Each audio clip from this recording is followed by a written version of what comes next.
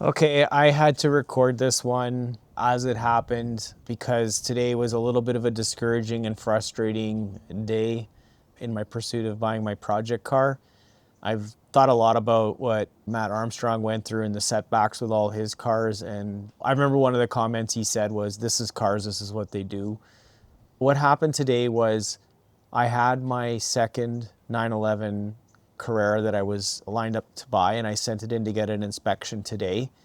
I spent over $800 on the inspection. I have a flight booked in 2 days to go pick it up, assuming the inspection went well.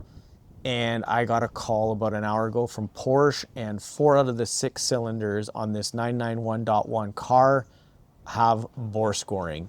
This car barely has 60,000 kilometers on it. It's not even just over halfway to 100,000 kilometers. What is going on with these cars? I've done all the math and market analysis and depreciation. I just got off the phone with the seller. I just said, what would you do if you were in my shoes? What do you want to do? I'm not saying no. I always provide the cost basis for the car. So I take the asking price and I also take the black book value and I apply all the math to the car and what it would be worth. And we call that the cost basis, meaning if you had to fix everything the day you picked it up, that's what the car could be worth, subtracting all those costs.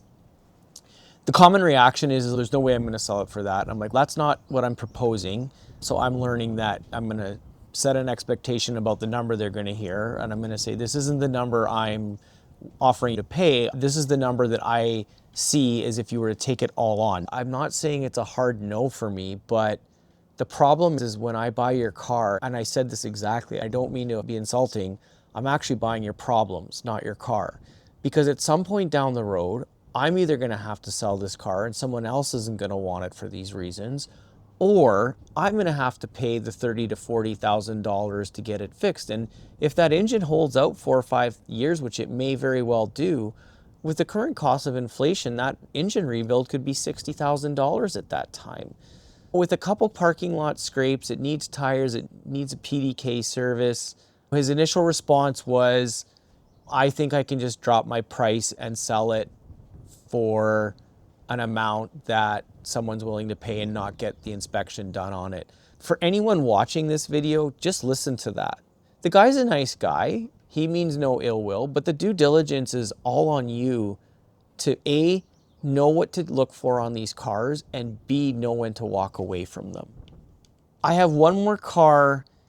I've done 2, and I'm actually thinking about a third one now in Toronto, because one of my fun ideas was I could buy one in Toronto because there's so many more available and the market's more penetrated with them. Buy it in Toronto and then drive it back across Canada, and what a fun YouTube episode that would be. I'm half toying with the idea of spending the money one more time to get a third bore scope inspection on this last car. Now the miles are higher. I think one of the changes of approaches that I'm going to take with this one though is it's a consignment car, and just say to the dealer, I'm prepared to go and get the car inspected, but what happens if we find bore scoring, and see what they say.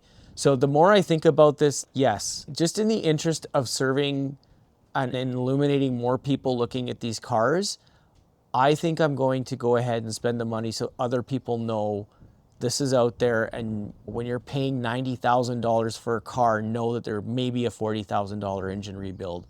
Let's see what happens next.